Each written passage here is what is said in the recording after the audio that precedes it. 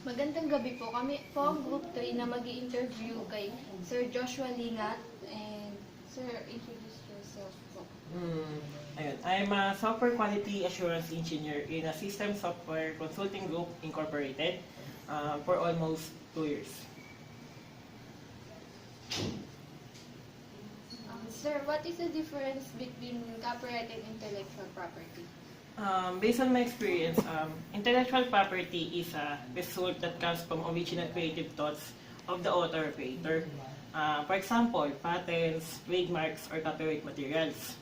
While copyright, when we say copyright, it is a term used when we make licenses or copies of the product that has been patented already or has a trademark. For example, sa company namin, lahat ng mga system namin, pinapa-patent namin sa Intellectual Property Office para hindi siya magamit ng ibang company. And also, nagbibigay din kami ng mga copy and licenses para magamit naman namin siya sa iba't ibang client ng company namin. Thank you po, sir.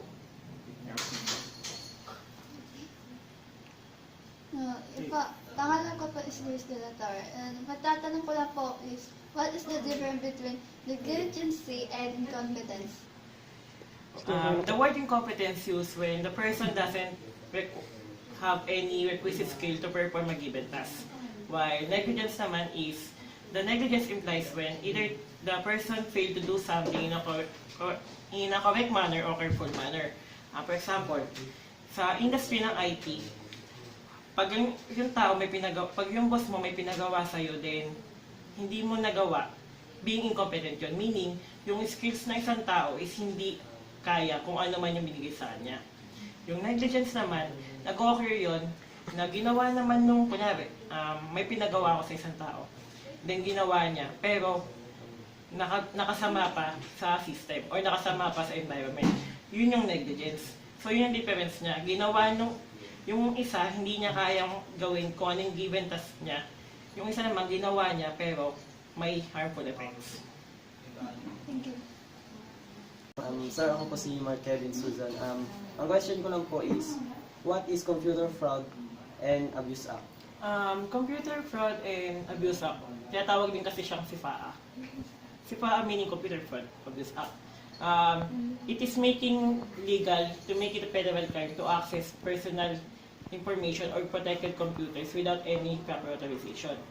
Kung i-relate mo siya sa industry namin, Computer Fraud and Abuse Act is, kunyari, may mga files ka na protected, then trinay kong i-access yung computer mo. That is when Computer Fraud and Abuse Act occurs. Pag ina-access mo isang bagay na wala ka namang permission or what. Okay po, sir. Thank you po. Hello, good evening, sir. My name is Jason Lingat. My question for you is, what is cybercrime, and give 3 cybercrime law here in the Philippines? Cybercrime. I think cybercrime is anything you do in the internet is illegal. For example, 3 law. First one I think is computer viruses. When a small computer program copy on our computer without any consent. Next is the identity theft. When a person tried to steal any individual personal information and use it for their personal gain. And the third one is cyberbullying. When a person is trying to embarrass or intimidate person in the internet or even any computer technologies that we use. Thank you, sir. Ako po si Mark Lester Gultia. Tanong ko lang po is, how to keep your personal information secure? I think yung way na para makip mo yung information security is you need to set a password. Contains small letter, caps letter, special characters and numbers. Kasi yun yung mostly nagiging reason kung bakit na-hack yung isang tao or kung bakit nagiging open yung information sa hackers. Next is, you need to avoid posting any information in the internet. Kasi nagiging cost yung internet para ma-hack yung mga information ng tao, such as credit cards, personal information. Kasi we all know that internet is prone to hacking. So, it's better to keep the informations by yourself or not post it on the internet. Thank you. Sir, tanong ko lang po, how can personal information be misused? I think personal information can be misused when a hacker steal information from you. For example, nagkatransact tayo online internet. For example, Lazada, Metro Deals. We use our credit card and personal information to gain vouchers at coupons. In that case, yung mga credit card number natin pwede ma-use ng mga hackers for their financial resources, for their personal gain. So, I think yun yung mga personal information natin na kailangan alagaan talaga. Sir, thank you po, sir. Yun po. Ano po yung codes of ethics for your position? As a member of a Society of Quality Assurance Engineers, I think yung one of the code of ethics namin is to be incompetent and have a personal integrity. Next is yung siguro yung credibility namin in our profession on how we work. Then next is yung protecting confidential informations.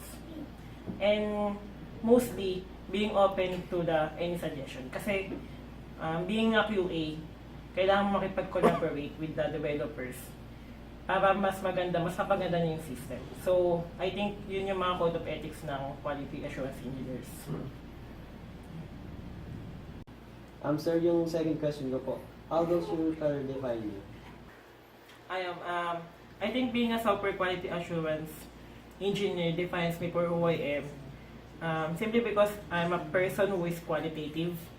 Then, I'm a critical thinker. I'm open to any suggestion.